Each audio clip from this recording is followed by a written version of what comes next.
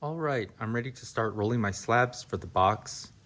And if you can wedge up 3 chunks of clay, that should be enough. What we're trying to do here is fill up this board that you'll see by this thing. So let me zoom out a little bit. You'll see it, on the shelf opposite of where the rolling pins and the sticks are. You'll find these, and the goal is to fill this up. Maybe not all the way, but usually 3 chunks will do it. However, a lot of people can't wedge up 3 chunks, can only do 2, and so you'll do that. You can also fill this up in 2 parts, and usually 2 big chunks will do the job. So let me put this, I'll take this smaller chunk off to the side. And of course you'll need the 2 sticks to determine the thickness of your slabs, and you'll need the rolling pin. And in this case, I don't know if you can see, the rolling pin has a lot of dry clay on it. And so you should clean that off first. And I have the bucket at the table with some water and a sponge. And so I'm gonna wring out the sponge. And just start cleaning. Remember, you don't want to scrape off dry clay, because that's really bad for you. So you need to get it wet first with a sponge. And so I guess at this point, now that it's been wet, I could scrape that off if I want to, or some of it's kind of falling off right now. I don't know if you can see that. But in this case, I'm just gonna wipe it down. It doesn't have to be, as you can see, this water here is not crystal clear. And you actually don't want, well, of course you don't want these big chunks of clay on it, but you also don't want it to be pristinely clean, because then the clay will stick to it easily. But if there's a little layer of dust, that's fine, because then it won't be so sticky on the clay. And the reason why this one has too much clay on it, I believe, is probably because the student before didn't wedge the clay enough to get enough water out.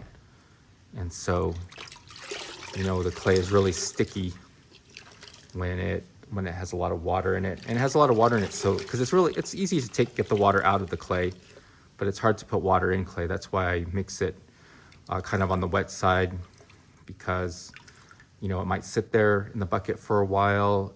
Students might leave the lid off the container. And so it's better to be too wet than too dry, because just to get it dry, you just need to wedge it more and just expose it to the air for a little bit. And that's really easy. So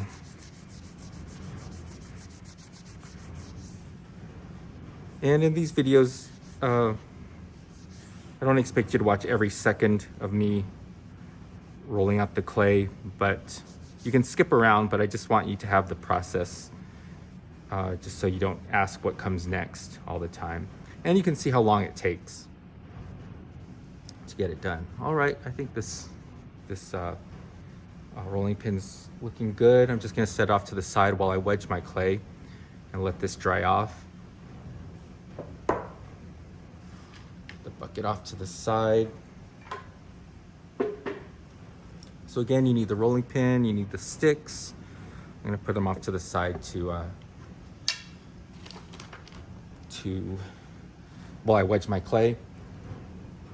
And you don't need a precision. You can always check out a good knife, but look, this was just one that was on the table, and this is all you need. You can even use the wooden one. Do I have one over here? And just any tool to cut the clay with, but we're not going to do any precision cuts yet.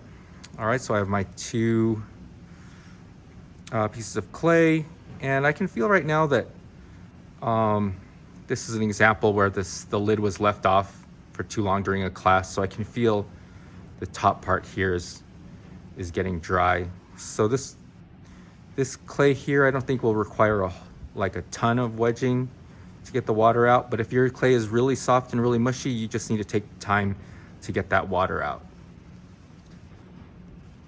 And so go ahead and you can skip through this. I'm just gonna be wedging clay and rolling it out.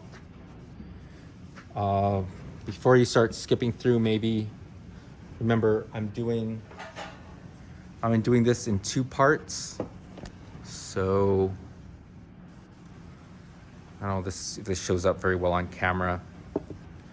So I'm thinking about the halfway mark is about right here. So I'm gonna think about having a slab that's just a rectangle. If you're doing 3 slabs or 3 chunks of clay, you can kind of make a circle. But if you're just doing 2 chunks, you kind of need to make a big oval, I guess, with it when it comes to the clay, and in the end it'll be more rectangular. So I want to keep that in mind when I start that part of the process. I just wanted to get that out of the way in case you start speeding through and don't hear this so much.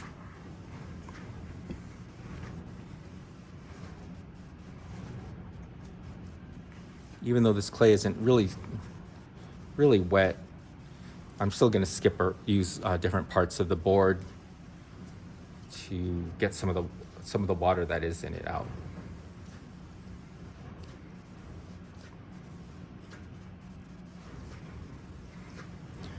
You need to be standing up when you wedge your clay so you can put your weight into the clay.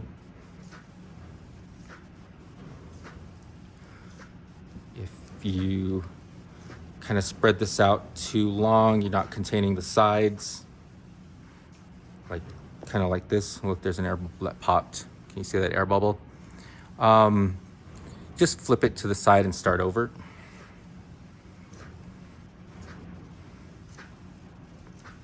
I'm gonna encourage you to use the wedging tables because they're nice and low. I like using the wedging tables, but I don't have anything to clamp it to, so I'm just using these tables here.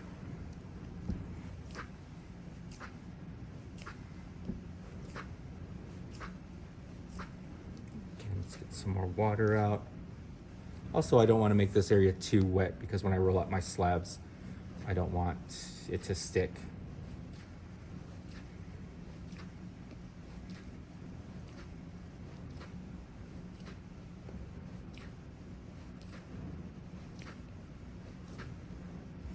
And already I can feel that I've gotten some water out, and it's feeling more uniform. Like I said, the top part of this felt kind of dry because the lid was left off the container. But you'll probably need more to wedge a lot more if your clay is really wet.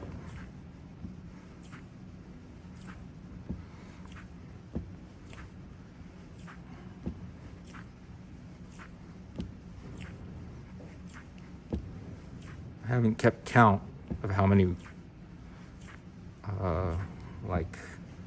strokes I've put into this clay, but I can tell that it feels much tighter and a little bit drier. So I'm about ready, but again, you probably will need to wedge a little bit longer. And if you just get your board, if your clay makes your board really damp, you might even just get another board. Start pounding these seams out, or I guess kind of back into the clay really.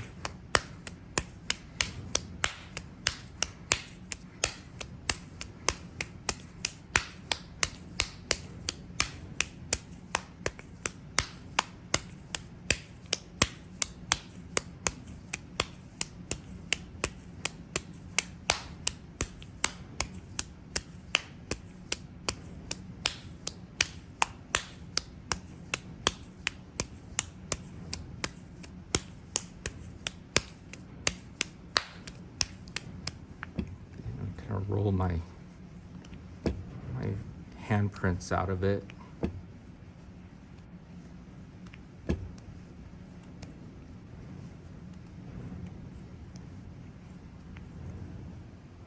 And remember, I want, I don't know if you can see this, here's about the halfway part. I want my slab to kind of fill this area here. If you have 3 chunks, you can just do a nice even circle, but for this, I want my slab to roll out to be more of an oval like that. And so since I want an oval, I can even start shaping this into more of an egg-like form.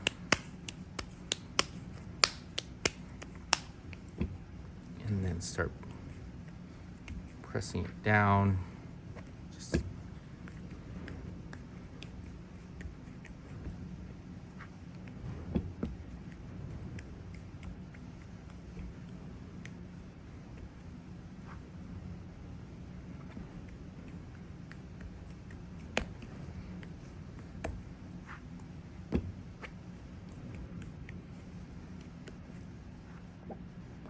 okay, and now I can get my sticks. Let's position this so that I don't hit the light stand. And remember, when you're rolling out a slab, to start in the middle. As you can see, my rolling pin's dry now. Start in the middle and then go, just give it a couple up and down motions. A lot of kids like to start at the bottom, and then it sort of pushes the clay about there, but then there's just too much clay to push, and so the rolling pin just rides above it and doesn't really spread it out. And so that's why you start in the middle, then go up and down from there. And then you can flip it. In this case, I want to make it a little bit wider, so I'm going to rotate it 90 degrees and give it a roll.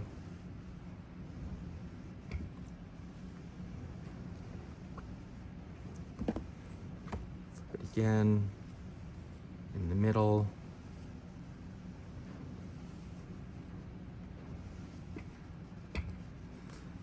And I can either rotate the clay 90 degrees, or I can rotate the rolling pin 90 degrees. And the reason why it's so thick right now, I don't even have to worry about hitting the sticks right now. Also, even though I'm not hitting the sticks yet, you want your sticks not to be touching here, because if they touch like this and you're rolling, this clay has nowhere to go. And I guess also you should check if your sticks are free of clay, which these are. All right, which way am I going? And when in doubt, just flip it. I don't remember if I flipped it or not. And I'm gonna keep giving it a few more strokes here.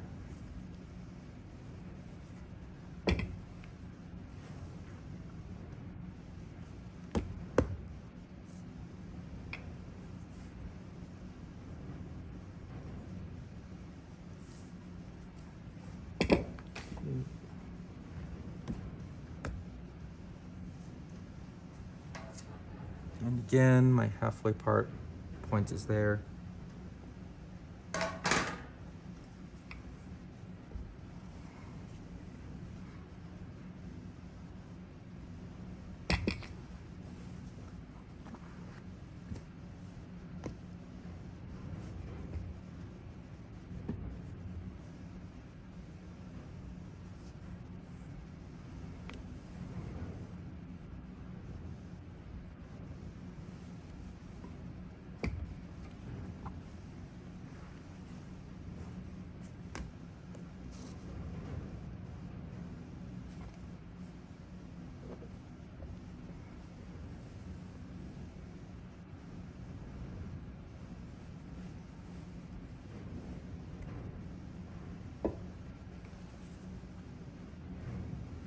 Oops, sorry about that.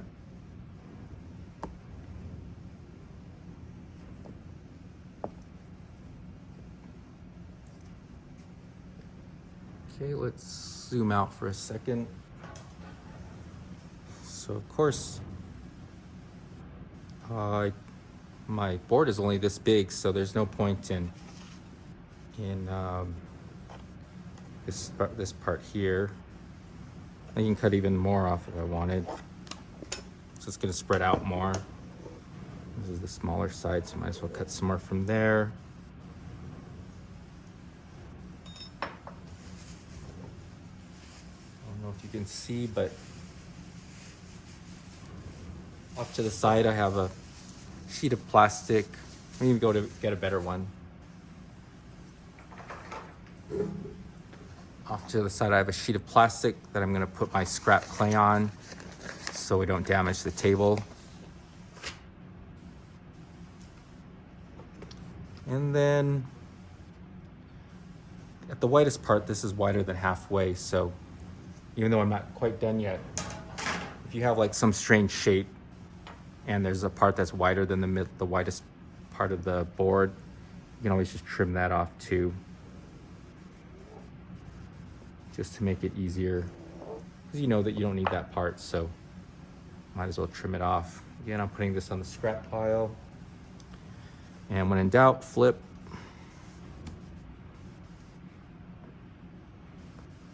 And also, each time you pick up the clay, it kind of stretches from its own weight. All right, this is still moving.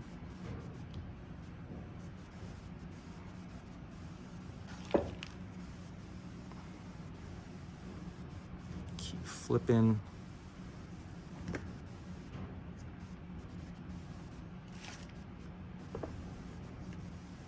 Move just a little bit on the way up.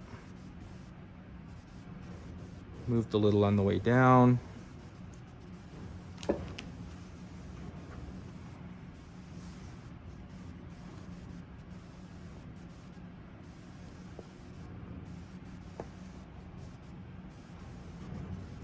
Again.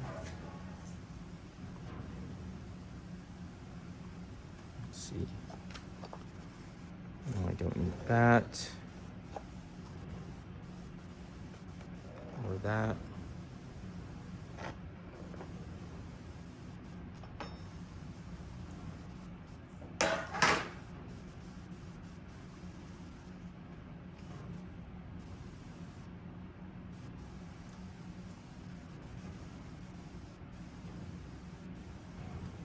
When in doubt, flip.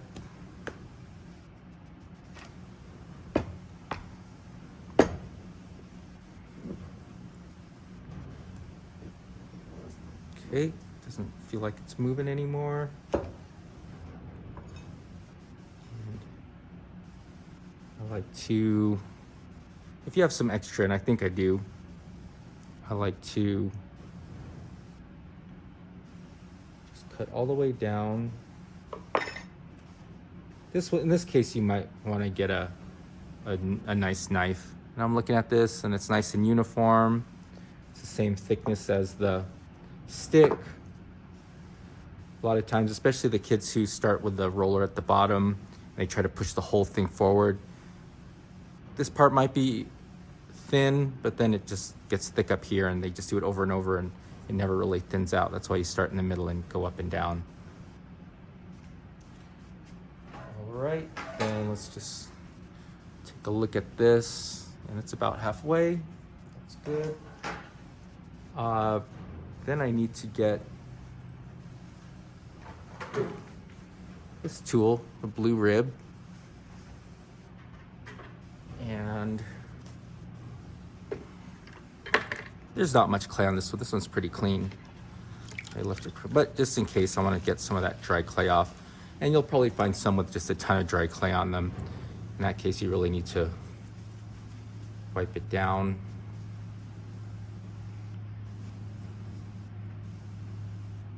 And just the water that I used to wash this rib should be enough. There's some, you probably can't see it in the video, or on the video, but there's just some rough part over here, but it doesn't matter. Even if it looks smooth, it's good to use the blue rib. Let me see if they can come in a little bit. Because what you're doing is kind of filling in the small cracks, because small cracks become big cracks. So I went this way first, and I'm going the other way. And you can come from the other direction. You can go to a diagonal. Maybe don't press too hard because you'll get some waves in your slabs.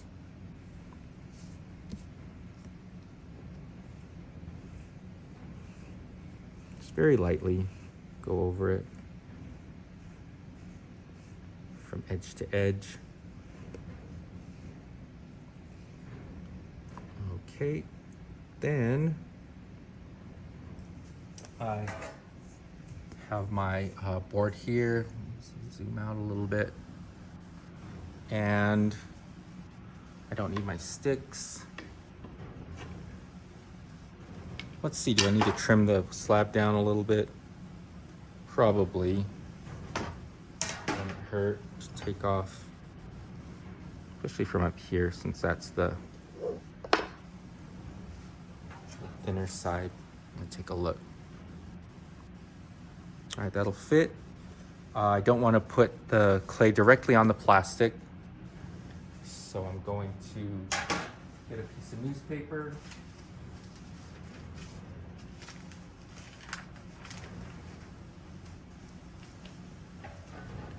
In this case, let's see, let me put this off to the side so I don't ruin my slab.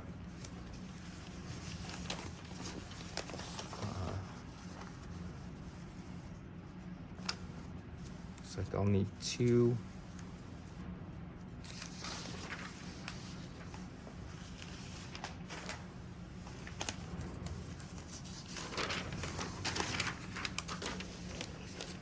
I don't want my slab to stick to the plastic, so I put this on there. Let's see, I'm gonna have to put this just off camera. And carefully take this and put it on that paper. On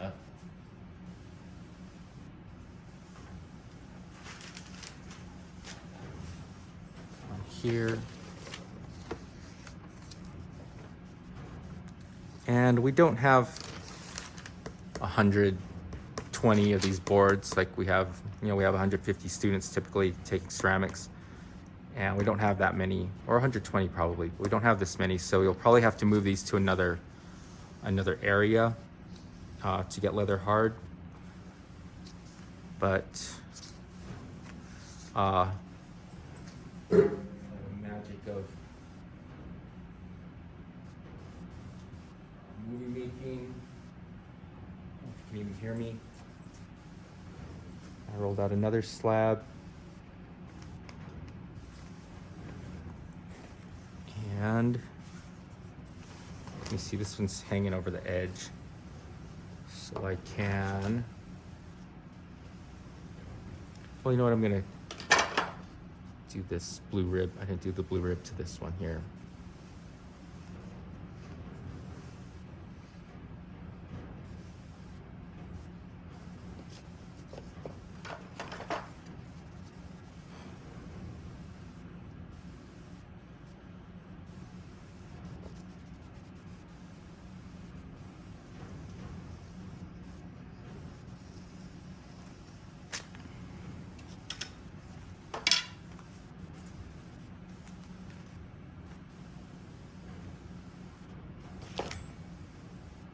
I could have used a good knife here.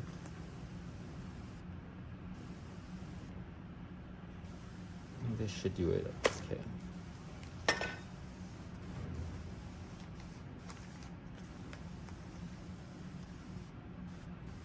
And you don't need to fill it edge to edge. But I'm just making sure I have enough. I need to back this one off. It's gonna overlap that one there. Right, still overlapping. It's fine. Pressing it flat. I can feel the edge of the plastic board right there, so might as well cut this off. And the edge is right there, but it doesn't hurt to cut this off. And again, you don't need to go edge to edge quite as extreme as I did here. But this way I know I have plenty of clay for the box.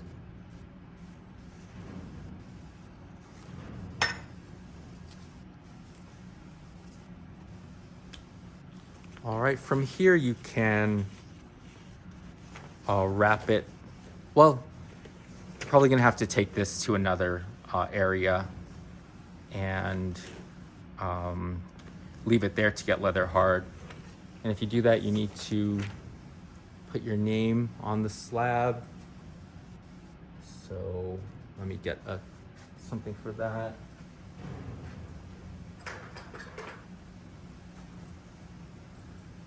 Something like a dull pencil or even a needle.